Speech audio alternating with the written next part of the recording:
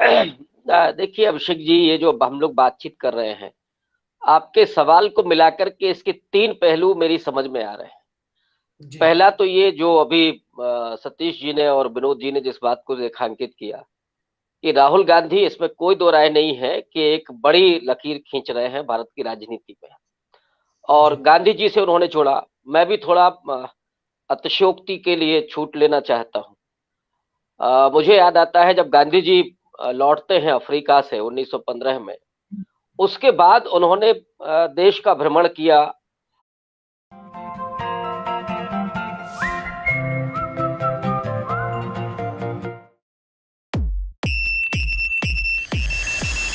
Download the app now.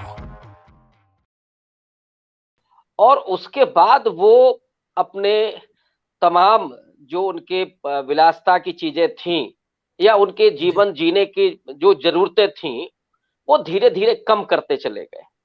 लोगों को समझा उन्होंने, किसानों के साथ जुड़े, दलितों के साथ जुड़े, स्त्रियों के साथ जुड़े, और जो भी गरीब इस देश का था, माने आम जनता के साथ उन्होंने अपना साबिका बनाया। और जो कांग्रेस पार्टी कुछ बैरिस्टरों की, कुछ धनाढ्य जमींदारों की, या जो नौ मध्य वर्ग था पढ़ा लिखा, उसकी जो पार्टी थी, उससे उन्होंने उसको लोगों की पार्टी बनाया, जनता की पार्टी बनाया।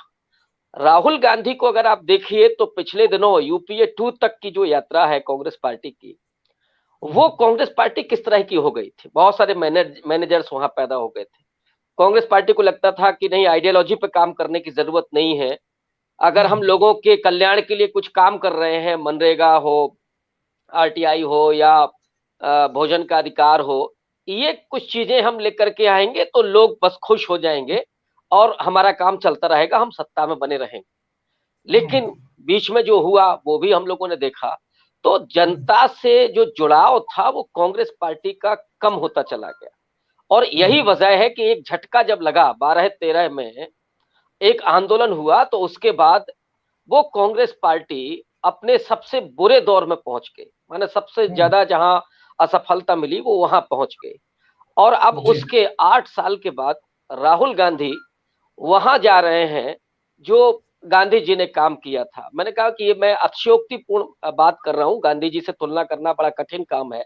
लेकिन वो जिस तरह से बात करें, अब इसका जो दूसरा पहलू है वो राहुल गांधी की ये बात है कि उन्होंने कहा कि राहुल गांधी को तो मैंने कब का छोड़ दिया, ये आपके अब दिमाग में है। जी। जो बातें हमारे पूर्व वक्ताओं ने कही, मैं उनके साथ सहमत होते हुए इस बात को भी रखना चाहता हूं कि ये बयान सिर्फ दार्शनिक नहीं है, ये पॉलिटिकल भी है। राहुल गांधी की इमेज के साथ जितनी चीजें जुड़ी हुई थी कि साहब वो गांधी परिवार के वारिस हैं, जी। इसके अलावा सत्ता उनके पास होगी, और बीच में वो भी जुड़ा कि राहुल गांधी क्या है, माने उनको समझ नहीं है, वो स्थायित्व तो नहीं है, वो बाहर चले जाते हैं, और राहुल गांधी डट कर के मुकाबला नहीं कर सकते, वो प्रतिपक्ष में नहीं हो सकते या सत्ता में नहीं आ सकते। तो ये जो इमेज बनी थी राहुल गांधी की, उसको भी उन्होंने पीछे छोड़ा। जिस तरह के लांछन उनके ऊपर लगते थे, जिस तरह की फप्तियां कसी जाती थी, उसको उन्होंने हंसी में अड़ा दिया, और एक बहुत बिंदास किस्म का व्यक्ति वो बन करके उभरे कि जिन्हें चिंता नहीं है कि लोग क्या कह रहे हैं, बस वो अपने उद्देश्य पर डटे हुए हैं और उन्हें वही काम करना है जो वो चाहते हैं।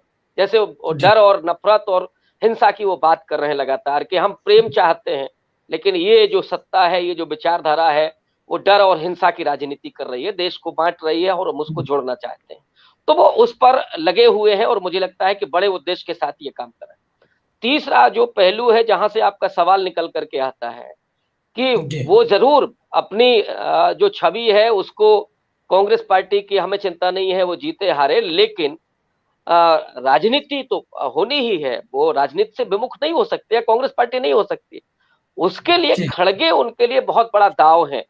और मुझसे बेहतर तो जो वरिष्ठ पत्रकार हैं वो बताएंगे। अ, अ, विनोद जी की बात को मैं सुन चुका हूं पहले एक बार कि उन्होंने कहा खड़गे जी को किस तरह से बनाया गया राष्ट्रीय अध्यक्ष, और उसके पीछे का दृष्टिकोण क्या है। इसीलिए पलटवार किया खड़गे जी ने कि साहब आप तो अपने आप को गरीब कहते हैं, लेकिन मैं तो गरीब हूं और अछूत हूं। आपकी तो लोग चाय पी सकते हैं, आप तो चाय बेच सकते हैं, लेकिन मेरी तो कोई चाय भी नहीं पिएगा।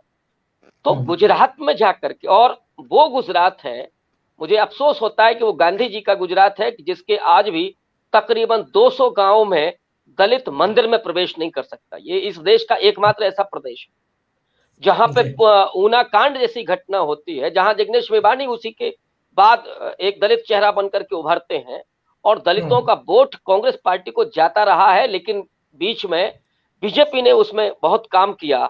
तो एक ये भी डर है कांग्रेस पार्टी को, कहीं ऐसा ना हो कि दलित छिटक करके चला जाए बीजेपी में, तो आप उन मुद्दों को उठा रहे हैं।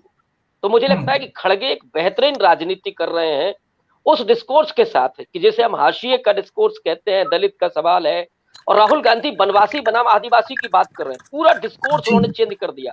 और हालात ये है कि मोदी जी हो या अमित शाह हो, डर के मारे वो भी आदिवासी शब्द बोलने लगे।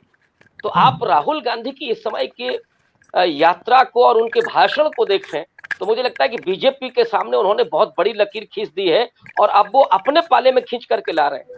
वो डिस्कोर्स चेंज कर रहे हैं। इस समय जो भी उनकी छवि बनाई गई थी वो ध्वस्त हो रही है। इसलिए राजनीति तो होनी ही है, राजनीति नहीं छोड़ी जा रही है, लेकिन राहुल गांधी ने अपने आप को थोड़ा मुक्त किया है और वो चाहते हैं कि भले ही कांग्रेस पार्टी का अभी हाल और बेहतर ना हो, लेकिन हम एक मजबूत देश और कांग्रेस पार्टी की वैचारिकी को जन जन तक पहुंचाएंगे और उसके बाद एक लंबा सफर तय करेंगे। उसमें राहुल गांधी सत्ता पर हो या ना हो, लेकिन कांग्रेस पार्टी की विचारधारा को वो इस देश के डीएनए में शामिल करना चाहते हैं। ये उनकी कोशिश लगती है।